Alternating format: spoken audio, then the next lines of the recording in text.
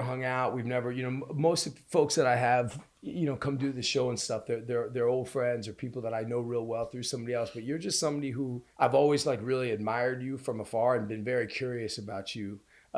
Starting out, when I was young and I fell in love with this acting thing, I looked at you and the work that you were doing. And part of me was like, wow, man, like if this guy could do it, like I kind of got a shot, like you were bringing something that was like so raw and so real and so lived in. And then, when I was first starting out, in the city here, like kind of like pounding the pavement, and really not looking good.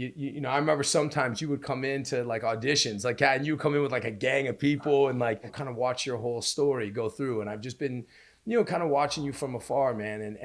And for me, I'm really grateful that you agreed to do this. I'm so curious about you, and you've always been somebody that, again, that I've just I've admired I've admired you, and I admired the way that you've gone about things, admired the way that you've owned things, and kind of where you're at now. And so just, first, I just want to say thank you for doing this. Thank bro, you. Thank you for having me. I'm a very big fan of yours man, as well. man. And you got a great career. And, Thanks, thank you. And that was really nice.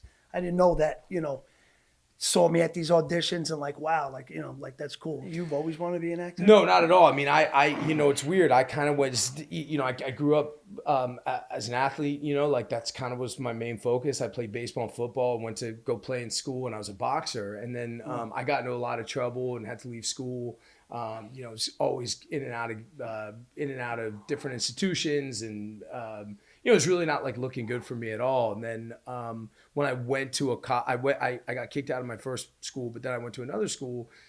Baseball coach got me in, and I took an acting class, honestly, by accident. And there was this woman, I got her name tattooed here, but she saw me in something, and she really gave me a shot. And once I got into some serious trouble, then I went to her, and she'd given me all these books on acting, and I'd really fallen in love with it.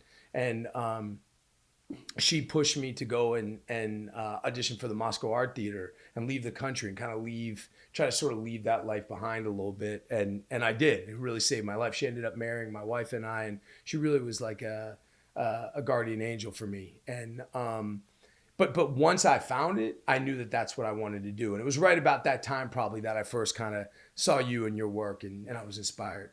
Yeah, that's like, it's funny, like you didn't know that you wanted to do it until it was right there. And that was the same thing with me. I was on the beach. Yeah. I was on Jones Beach, okay. in 1992.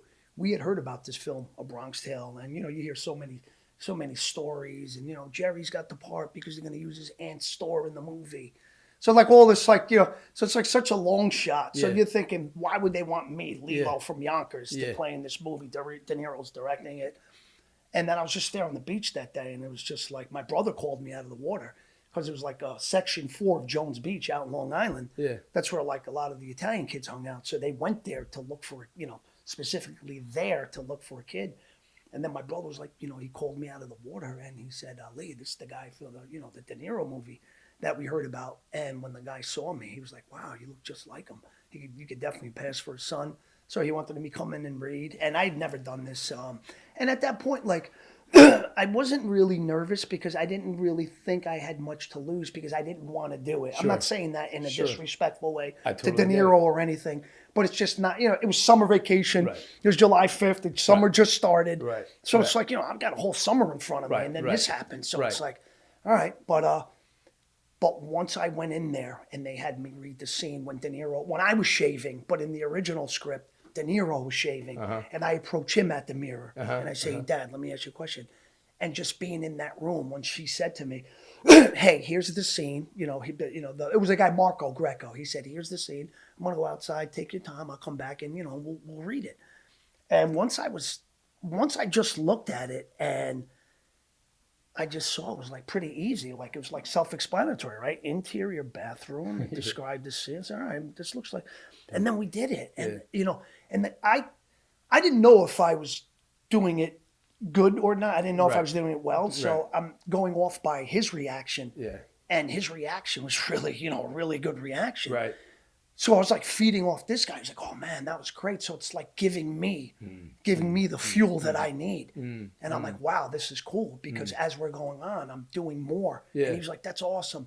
When I left that room that day, July 5th, 1992, I was like black from the. I was like Yeah. the beach that Yeah, was yeah. all burnt up. Yeah, yeah. And I bought this little crystal. I remember too. It was like my good luck charm. So I bought this little crystal, and when I left that room, I knew this is what I want to do. This is what I want to And do. do you think the buzz or the whatever it was, the thing that drew you in, was it something that happened inside of you, or was it the feeling of watching that person react to what you were doing, and you knew you were doing it right and you were pleasing somebody? Do you remember it that specifically? His reaction told me that I have what it takes Yeah, to yeah. do this. Yeah, yeah. So it motivated me. And at that point in your life, did you have many? I just know for me, the reason why I put it out there, I was like a decent, I was like a decent Division III, athlete. I was a guy who would be like a good sparring partner in boxing. But like, there was nothing that I had ever done before that like, adults or like professional people were like, hey, like you got something. And I remember that really was a motivator for me. Right. That shook me. I was like, these people are like, Yeah. yeah. Because now it puts things more into perspective. Like, you can really do this.